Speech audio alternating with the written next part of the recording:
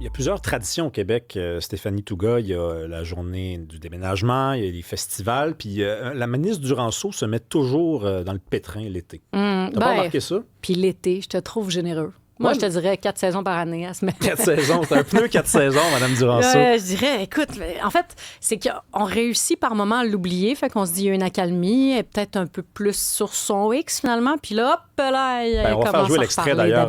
Écoutez bien ça. Oui. Quand les gens appellent et qu'ils ont un enjeu de logement, c'est parce qu'il y a une situation sous-jacente souvent. Alors, des fois, ça prend de l'aide psychosociale, des fois, ça prend un peu de coaching pour se présenter devant un propriétaire, inspirer confiance, puis le convaincre de nous louer le logement. Du coaching. Donc, Donc, si j'ai bien compris, il manque de logements. Puis ceux qui ne sont pas capables d'en trouver un, c'est parce qu'ils ne sont pas assez convaincants. Ils sont pas bons. Ils sont pas coachés. Ils sont pas bons.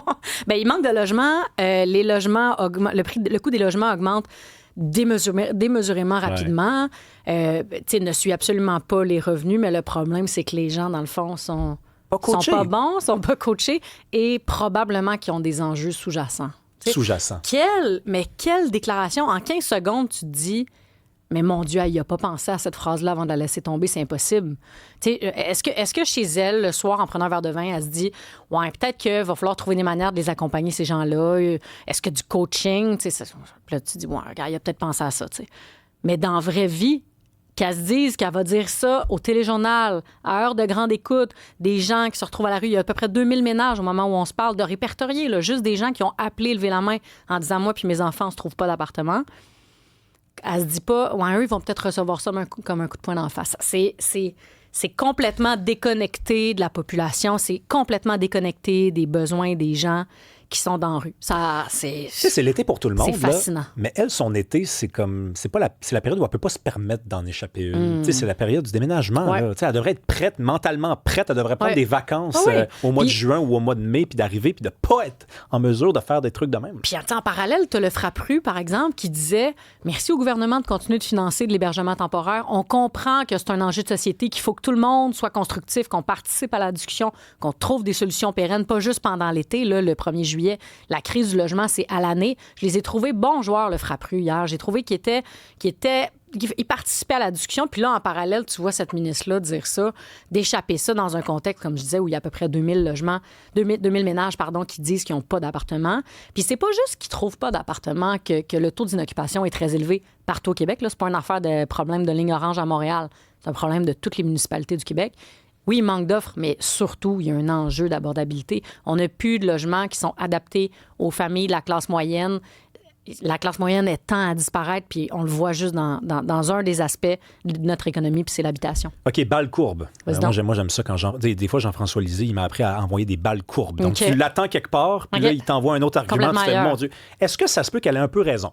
Dans la mesure où, et là, ça reste une déclaration malheureuse, malhabile, maladroite, name it. OK. T'as mis la table pour... ce qui s'en vient, ça se peut que je sois un peu polémique. C'est une balle courbe. Vas-y, je l'apprends. Est-ce que ça se pourrait qu'effectivement, il y a des gens qui soient, je sais pas, un peu dernière minute? T'sais, on m'a rapporté, par exemple, qu'il y avait des files à n'en plus finir devant des magasins U-Haul, des concessionnaires U-Haul, des gens qui n'avaient pas pris de réservation, des gens qui, le 1er juillet, se sont dit « Ah, on me prend un camion! » Donc, ça se peut-tu, ça aussi? Les gens sont-ils désorganisés? Ça se peut. Sérieux, la réponse, c'est ça se peut. Ça ne veut pas dire que, comment dire, l'odieux ne leur revient pas pour autant, par exemple. La pression ne devrait pas être sur ces gens-là. Ces gens-là, ils se retrouvent dans des situations où ils ont de la misère. Écoute, je vais donner un exemple extrêmement personnel. Moi, j'habite à Montréal. J'ai le 24 dans le quartier Villeray. J'ai le 24 juin, j'étais avec mes enfants à la maison, j'étais en train de les faire manger. Il y a quelqu'un qui sonne à ma porte. Voyons, OK, j'ouvre la porte. Il y a une dame qui vient me voir, puis elle dit c'est parce que j'ai vu que tu as une poussette dans le cours. Est-ce que tu as du lait pour moi? J'ai dit, voyons, oui, mais comme. Elle dit, c'est parce que je viens de déménager à Montréal dans une situation de violence conjugale, puis je suis pas capable de nourrir mes enfants. Il n'y a pas de banque alimentaire ouvert le 24 juin, parce que c'est la fête nationale. Puis là, je me dis, waouh, ça, là, c'est quelqu'un qui habite sur ma rue, qui vient me voir. Fait que, oui, OK, peut-être que les gens sont désorganisés, puis peut-être, mais il y a vraiment un problème de fond où les gens sont plus capables de se loger, sont plus capables de se nourrir, puis probablement que s'ils entendent cette déclaration-là, qu'on leur dit qu'en plus qu'ils sont pas capables de nourrir leurs enfants, en plus que c'est de leur faute, qu'ils sont pas capables de convaincre un propriétaire, déjà, convaincre un propriétaire d'avoir un toit, je pense que comme société, on rate la cible en tabarouette. Un remaniement ministériel, là, à l'automne. Hein? Ouais. Je pense que Mme Duranceau risque de se ramasser quelque part ailleurs. Peut-être qu'elle retournera au privé. Qui sait? Ça pourrait être correct. Quand on fait la liste des gens qui pourraient s'en aller avant l'élection, elle ressort. Là, ou, tu sais, finir le mandat, mais comme avec des fonctions, disons, allégées. On le soumet. Donc, c'est soumis. C'est soumis comme idée. Hey, rapidement, est-ce que Elon Musk va se faire déporter? Est-ce que tu trouves pas ça intéressant que ces deux gars-là, moi j'ai appelé ça... Trump et Musk. Trump et Musk, exact. Tu fais bien de me ramener à l'autre. Mais ces deux gars-là, c'était comme une bromance. Moi, j'adore ce mot-là. C'est une bromance de deux petits milliardaires qui étaient les grands copains qui, à tous les jours, pendant un mois de temps, Elon Musk donnait des millions de dollars à des gens en disant « Bravo, vous votez pour Donald Trump. » Et là, on est là, 4 mois plus tard, à se dire « Hey, va-t-il être déporté? » Parce qu'il est rendu l'ennemi public numéro 1. Je trouve ça fascinant. Et quel hasard que la déportation d'Elon Musk soit dans l'air au moment où il dit peut-être que je vais essayer de faire éclater le bipartisme aux États-Unis et faire éclater la droite, parce qu'il y a une frange importante du mouvement MAGA qui tripe bien raide sur Elon Musk. Donc, franchement intéressant. Ce gars-là, c'est comme une espèce de carte joker qui nous permet de manger du popcorn. Récemment, sur sa propre plateforme, sur X, là, il disait, mais écoutez, là, moi, j'ai sabré dans les dépenses de l'État, j'ai réussi à aller chercher 196 milliards, mais c'est absolument rien par rapport à ce qu'il dit, le 5 trillions qui sera ajouté à la dette américaine via ses coupes d'impôts et ce Big Beautiful Bill. C'est comme si tous ces efforts avaient été un peu vains, dans le fond. Absolument. Puis, je veux dire, ce qui est intéressant aussi, c'est que moi, je suis allée lire les déclarations des deux républicains qui ont voté contre Donald Trump, qui ont osé, là, qui n'ont pas été convaincus tard cette nuit par un appel du président qui leur criait après comme des gamins. Mais ces deux messieurs-là disent essentiellement, moi, je suis allée en politique parce que je voulais qu'on soit plus rigide sur le plan des finances publiques.